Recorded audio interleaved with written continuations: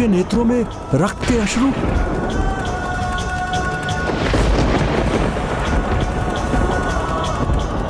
रक्त? ये तो उचित नहीं। कहीं मेरे से कोई भूल तो नहीं हो गई? क्या करूं मैं? प्रभु प्रभु, आप चिंता ना करें। यदि मैंने आपको दुख दिया है उसका निवारण भी मैं ही करूंगा। मैं अपना नेत्र ही आपको दे दूंगा।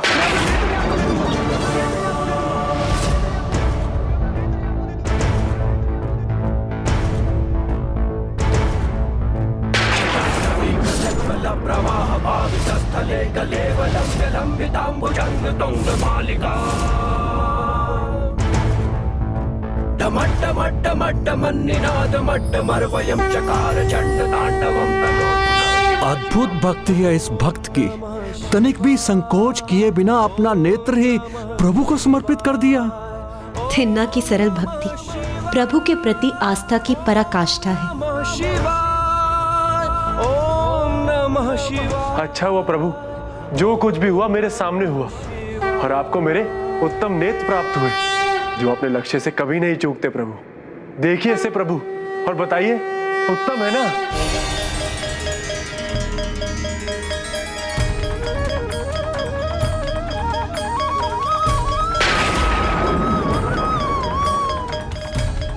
लीजिए प्रभु। अब रोग एक नेत्र में होगा तो दूसरे में तो पहुंचेगा ही ना, तो आपको चिंता करने की जरूरत नहीं है प्रभु।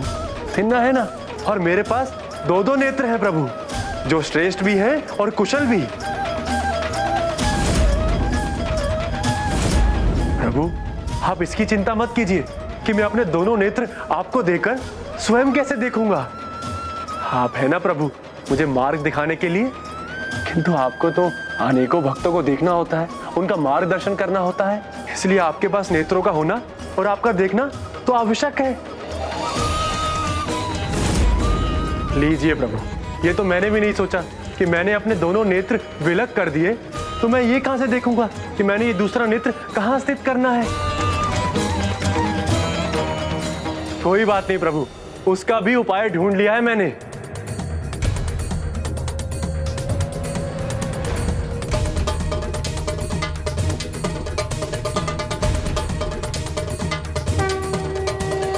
बस अंतिम बार आपके मन भर के दर्शन तो कर लूं प्रभु।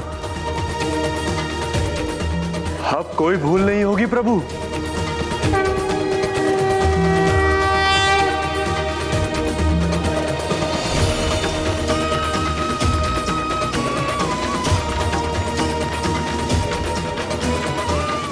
प्रभु नीला तो कहती थी कि आपका तीसरा नेत्र भी है। फिर प्रभु एक बार देख लीजिए कि वो कुशल तो है ना, क्योंकि मेरे पास तो बस एक ही नेत्र बचा है प्रभु। आपने ही तो कहा था प्रभु। और जब तुम दृष्टि से परे जो भी है उसे देखने लगोगे तो तुम्हारा भी तीसरा नेत्र जागृत हो जाएगा। तो जब आपके दर्शन प्राप्त हुए तो वो भी क्रियान्वित हो गया होगा ना प्रभु, तो फिर चिंता किस बात की। तीसरे नेत्र का उपाय भी मैं ढूंढ लूंगा प्रभु। अभी के लिए तो इसी नेत्र का महत्व है प्रभु।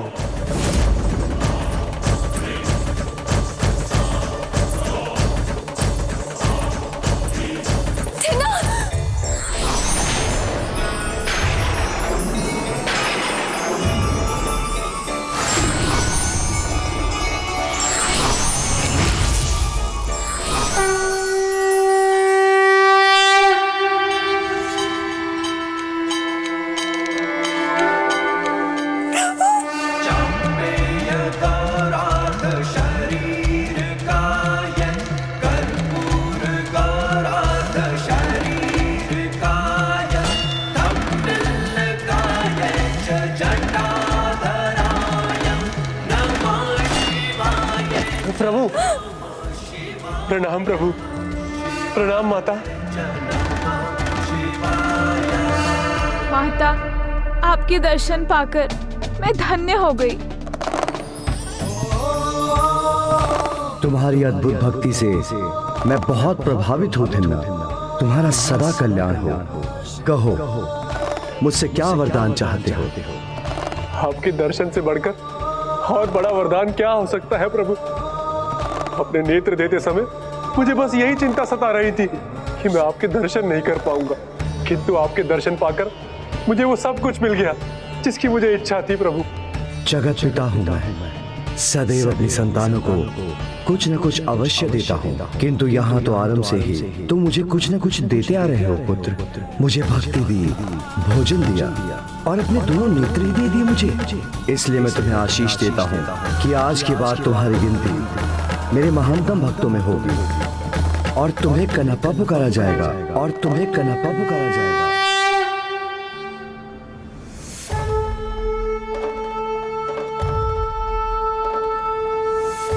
कन्नू अर्थात नेत्र और अप्पा अर्थात जगत पिता। कनप्पा अर्थात वो जिसने जगत पिता को नेत्र दिए। कनप्पा, जब तुम पूर्व जन्म में अर्जुन के रूप में थे तो मैंने तुम्हें सबसे बड़ा वरदान दिया था, मोक्ष। तो अब उस वरदान को सार्थक करने का समय आ गया है। किंतु प्रभु, अपने थिन्ना के बिना ये लीला कैसे जीवित रहेगी प्रभु? पुत्री नीला, तुम कनप्पा की अर्धांगिनी हो। उसके पुण्यों के फलों पर तुम्हारा भी अधिकार है। इसलिए यदि उसे मोक्ष की प्राप्ति होगी तो तुम भी मोक्ष की भागी बनोगी, क्योंकि जहां कनप्पा रहेगा वहीं तो उसकी नीला रहेगी।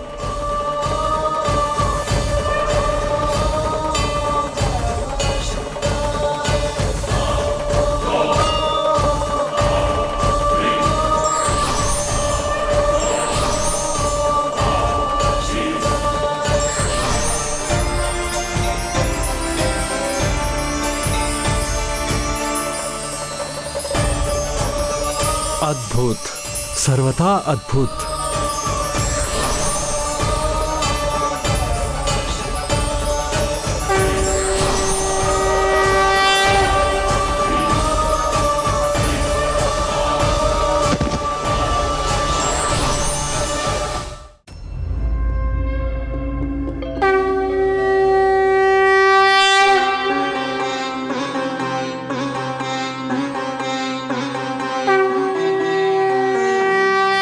कनप्पा की जय, भक्त कनप्पा की जय, भक्त कनप्पा की जय, भक्त कनप्पा की जय, भक्त कनप्पा की जय, भक्त कनप्पा की जय, भक्त कनप्पा की जय। ये एक ऐसी अनुपम कथा है जिससे हमें एक भक्त और भगवान के मध्य के अद्भुत अनूठे संबंध का महत्व समझ आता है। जिस प्रकार भक्त और भगवान का संबंध अटूट होता है, उसी प्रकार पति और पत्नी का संबंध भी अटूट होता है। नीला के कारण थिन्ना के भीतर भक्ति का भाव आया और थिन्ना की भक्ति का फल नीला को भी प्राप्त हुआ। इस कथा से हमें विवाह से जुड़ा तीसरा संकल्प ज्ञात होता है, जिसमें पति और पत्नी एक दूसरे को बल, सहयोग और प्रेम देकर असहमति होने पर भी एक दूसरे के विचारों को समझकर उनके निर्णय में भागीदार बनते हैं और जीवन के प्रत्येक कर्म में सहभागिता का धर्म निभाते हुए जीवन के परम लक्ष्य तक पहुंच जाते हैं।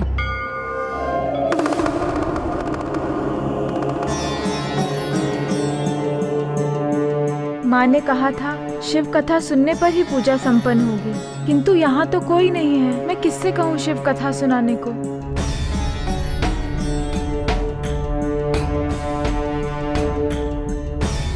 कहीं मेरी पूजा अधूरी रहकर किसी अनिष्ट का कारण न बन जाए।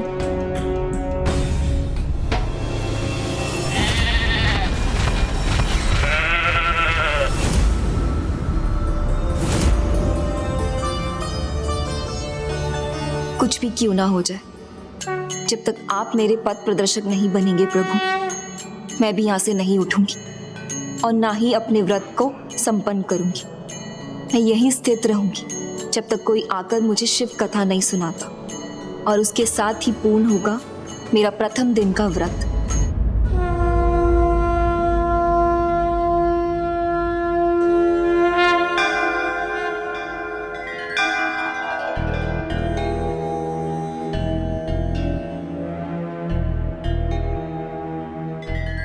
ओम नमः शिवाय।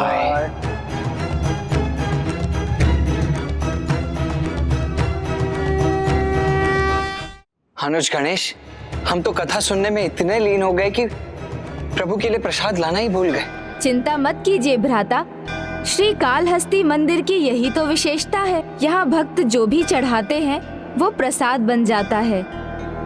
यहाँ वस्तु नहीं, श्रद्धा महत्वपूर्ण है। जैसे प्रभु के भक्तों मकड़ा, गज, सर्प और कनप्पा में थी। अतः भ्राता, इन बेलपत्रों से अपनी पूजा संपन्न कर प्रभु महादेव को प्रसन्न कीजिए और उनसे वो शक्ति प्राप्त कीजिए जिससे आप पाशुपतास्त्र प्राप्त कर सकें।